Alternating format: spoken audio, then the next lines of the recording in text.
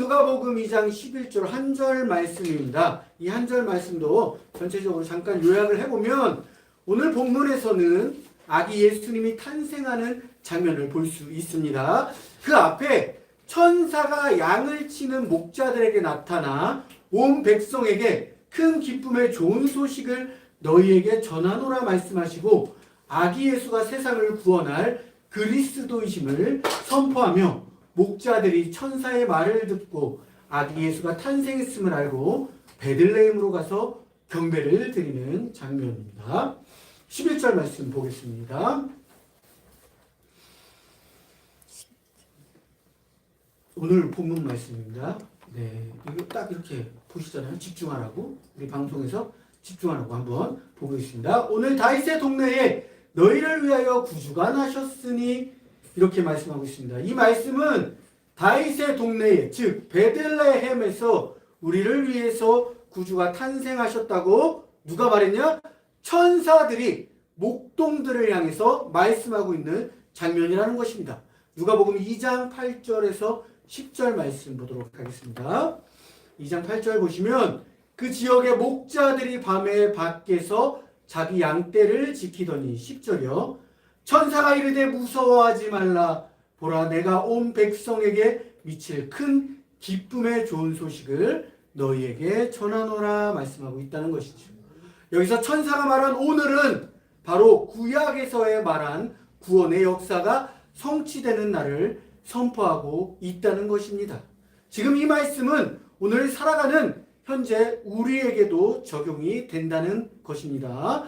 다윗의 동네는 베들레헴을 가리키며 예수님의 탄생이 다윗의 후손으로 오신다는 구약의 예언을 성취하기 위해서 하나님이 우리를 향한 구원의 예언이 성취되는 장면을 볼 수 있다는 것입니다.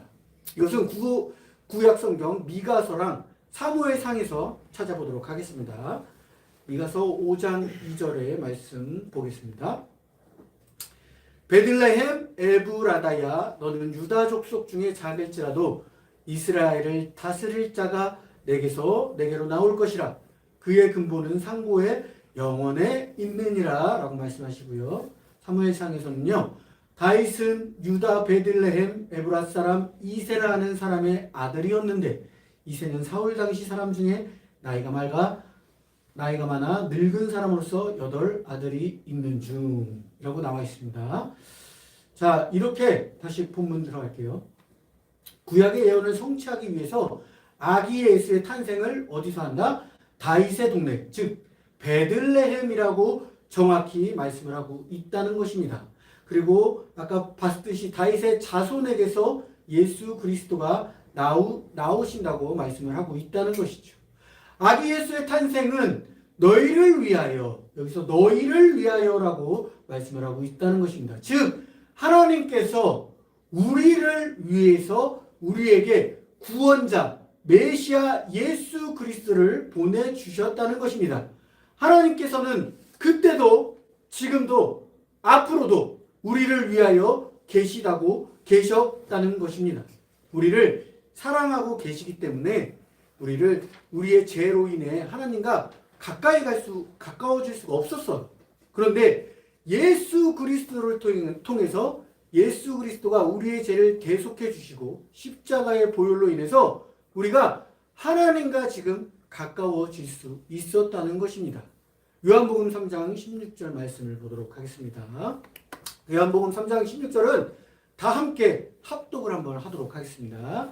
한번 읽겠습니다. 시작. 하나님이 세상을 이처럼 사랑하사 독생자를 주셨으니 이는 그를 믿는 자마다 멸망하지 않고 영생을 얻게 하려 하심이라. 아멘. 네. 이 말씀은 너무나 유명한 말씀이십니다. 하나님이 세상을 이처럼 사랑해서 예수 그리스도를 이 땅에 보내주셨다는 것입니다.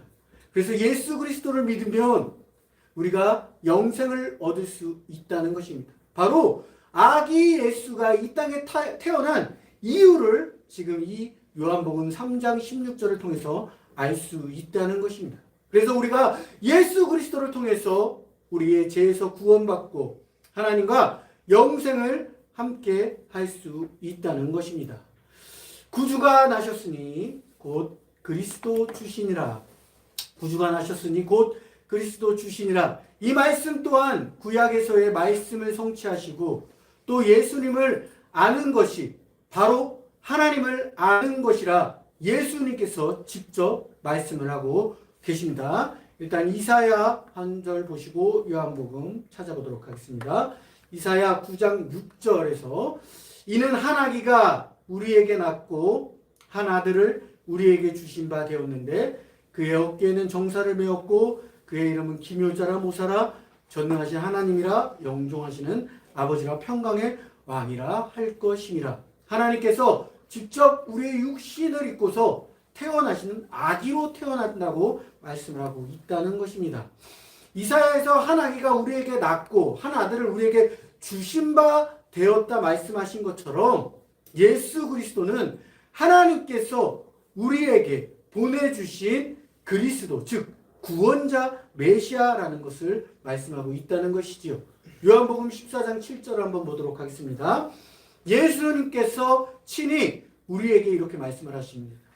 너희가 나를 알았더라면 내 아버지도 알았으리로다. 이제부터는 너희가 그를 알았고 또 보았느니라 말씀을 하고 있다는 것이죠. 그것은 예수님을 알면 하나님을 알고 우리가 그 하나님 안에서 영원한 삶을, 구원의 삶을 살 수 있다는 것입니다. 다시 본문 돌아갈게요. 예수님은 제자들에게 직접 자신을 아는 것이 하나님을 아는 것이라 말씀하셨습니다.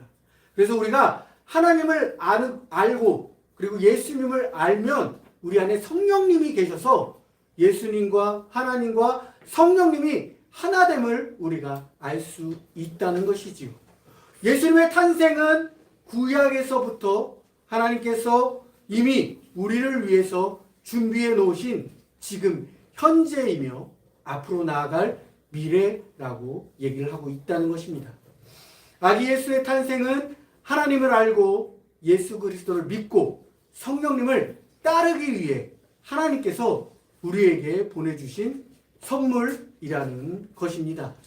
저는 오늘 본문을 준비하면서 은혜 받은 내용은 오늘 제목처럼 탄생입니다. 오늘 본문에서 너희를 위하여 구주가 나셨으니 즉 아기 예수의 탄생을 말씀하고 있다는 것입니다. 그래서 오늘 이렇게 아기 예수님의 탄생, 성탄절을 우리가 예배당에서 성전에서 축하 예배를 드리고 있다는 것입니다. 오늘날로 말하면 생일 축하 예배를 드리고 있다는 것이죠. 우리를 위해 오셨으니 우리가 아기 예수 탄생을 축하해주고 아기 예수를 통해 죄로 인한 우리의 삶이 구원의 삶으로 바뀔 수 있는 귀중한 탄생 예배이기 때문입니다. 우리 또한 그냥 성인으로 나온 것이 아니에요.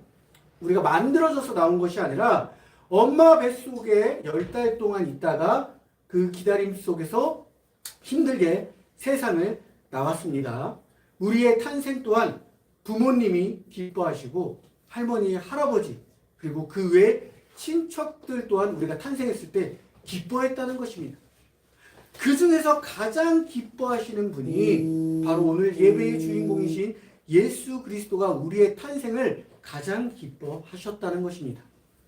하나님이 지금 우리가 탄생하는 모습을 그냥 너 나와 너 이렇게 한 게 아니라 우리의 탄생을 하나님께서 직접 보시고 우리가 나오기를 하나님께서 계속해서 오늘 구약에서 신약까지 예수님이 탄생할까지 예비해 놓은 것처럼 우리가 이 자리에 앉아있기까지 탄생이 없었으면 이 자리에 앉아있을 수 없었다는 거예요. 그 탄생마저도 하나님께서 기뻐하고 계시다는 것입니다. 저를 보면 알 수 있어요. 제가 탄생을 딱 했을 때 우리 가족들이 기뻐했겠죠. 우리 어머니 아버지가 기뻐를 했고 또 저와 비롯된 할머니 할아버지가 기뻐했고 또 친척들이 기뻐했을 것입니다. 근데 저는 예수님을 모르고 태어난 가정에서 태어났어요. 그래서 제가 태어났을 때에는 당연히 이제 제사를 드렸겠죠. 절을 하고 제사상을 차리고 그 모습을 저는 보았고 저희 어머니가 이제 그 전날에 저희 할머니네 가서 제사상을 준비하는 모습들을 보면서 자랐습니다. 그렇게 자라다가 제가 어느 정도 뭐 고등학교 때부터 뭐 이제 부모님의 속을 썩였겠죠. 청년이 됐을 때도 제가 예수님을 믿지 않았으면 지금 이 예배당에 있었을까요? 아니라는 거예요. 제가 예수님을 믿지 않았으면 어제 밤새 술을 먹었겠죠. 제 친구들과 함께. 그리고 집에 들어오지 않았습니다. 그러면 누구의 속이 썩었을까요? 바로 부모님의 속이 썩었다는 거예요. 효도는 여러 가지 뭐 물질로도 효도를 할 수도 있지만 예수 그리스도를 믿고 변화된 삶을 보여주고 새로운 삶으로 탄생하는 것이 바로 효도도 될 수 있다는 것입니다. 제가 예수 그리스도를 믿고 새롭게 탄생이었다는 거예요.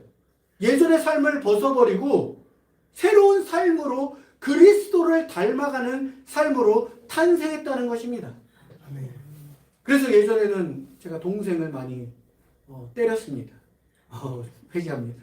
그때는 뭐 예수 그리스도를 모르고 이제 늘 일반 오빠들이 그 동생을 때리는 것처럼 제가 보니까 우리 하선이도 하준이를 때립니다.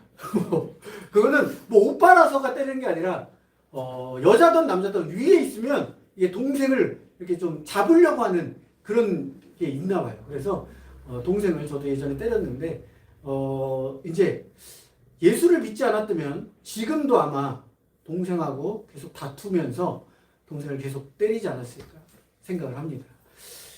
하지만 예수 그리스도를 믿고 제가 이제 새롭게 예전 것은 벗어버리고 예수님으로 인해서 새롭게 태어났다는 것이죠. 그러면서 저희의 부모님도 어느덧 예수님을 믿는 우리 이수자 집사님이 되셨고요. 제 동생도 어느덧 예수님을 품에 품고 김민주 집사님이 되셨다는 것입니다. 저희 아버지께 제가 세례를 너무나 주고 싶은데 우리 아버지가 정말로 세례를 받기 위해서 계속 기도하고 있습니다. 우리 성도님들도 저희 아버지가 예수 그리스도로 인해서 다시 태어나는 삶을 살 수 있도록 많은 기도를 부탁드리도록 하겠습니다. 이렇게 제 삶을 통해서 예수 그리스도를 만나서 이전 것은 버리고 새로운 삶으로 탄생할 수 있는 것은 본인이 만나보고 겪어봐야 된다는 것입니다. 지난주 우리 이정희 권사님께서 나오셔서 간증하셨을 때 자신이 직접 만나야 한다는 것처럼 남이 대신해서 예수 그리스도를 만나줄 수 없다는 것이에요. 남이 대신해서 우리의 삶을 살아줄 수 없다는 것입니다. 그러므로 우리가 직접 예수님을 찾고 내 예전 것을 버리기 위해서는 예수 그리스도를 통해서 새로운 탄생, 즉 예수님을 닮은 새로운 삶을 살아야 한다는 것입니다. 우리가 이렇게 한 사람 한 사람 탄생했다는 것은 너무나 기쁜 일이에요.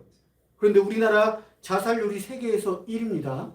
자살률이 세계에서 1위고 그 중에서도 20, 30대가 또 자살률이 1위로 올라왔고 40, 50대가 2위라고 합니다. 3위가 10대랍니다. 10대.